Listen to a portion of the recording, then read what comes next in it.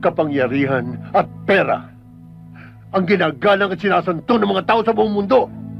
Pag wala kang pera, wala kang kapangyarihan. Yan ang dahilan kung bakit pinasok ko ang ilegal na negosyo.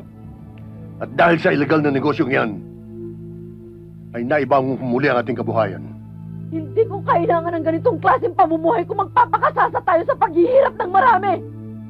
Hindi ko matatanggap! Rodalina!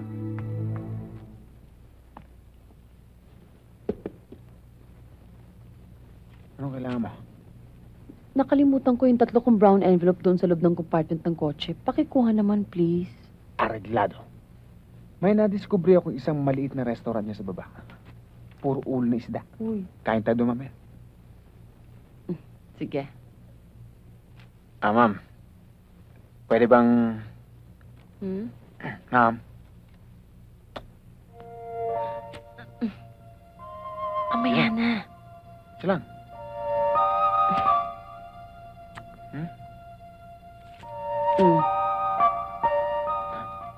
Yeah, sige, mamaya lang. Envelope, ano?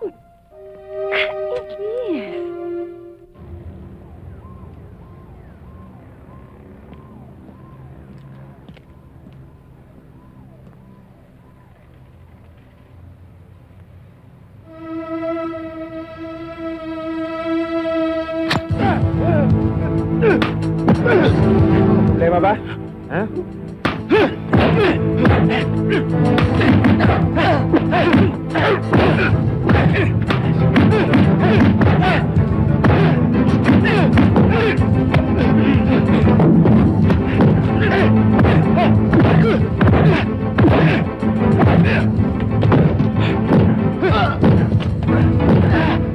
Hindi na matatago ang katotohanan na si Don Gonzalo ang pinuno ng pinakamalaking sindikato rito.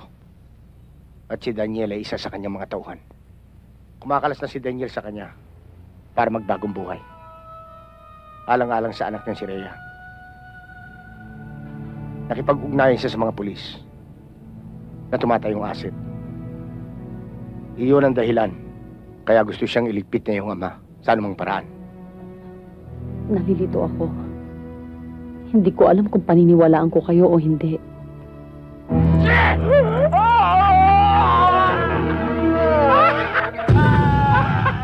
Olivares!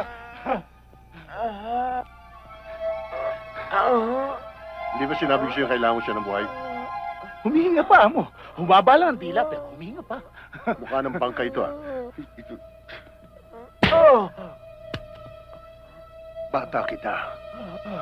Hinuhubog kita para maging katulad ko balang araw. Pero ano ginawa mo? Nibulo ka.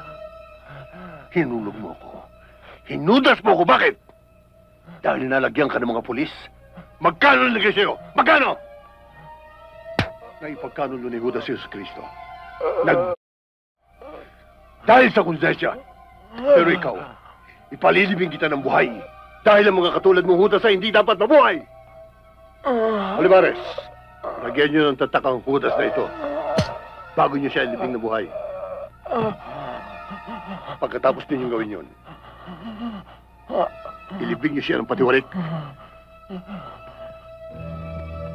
Sabihin niyo sa akin ang totoo.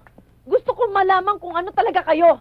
Gusto kong malaman ang tunay na pagkatao ng ama ko. Gusto mo sabihin ko sa'yo? Yes! Ha? Yes, Dad! Rodalina, kapangyarihan at pera ang ginagalang at sinasanto ng mga tao sa buong mundo. Pag wala kang pera, wala kang kapangyarihan. Yan ang dahilan kung bakit pinasok ko ang ilegal na negosyo. At dahil sa ilegal na negosyong yan, ay naibang humuli ang ating kabuhayan. Hindi ko kailangan ng ganitong klaseng pamumuhay kung magpapakasasa tayo sa paghihirap ng marami. Hindi ko matatanggap! Rodalina! Dad, aayusin ko muna lahat ng dapat kong ayusin sa opisina. Pagkatapos iiwan ko to, pati na rin kayo, pati na rin ang bahay na to! Rodalina, bumalik ka dito! No way, Dad!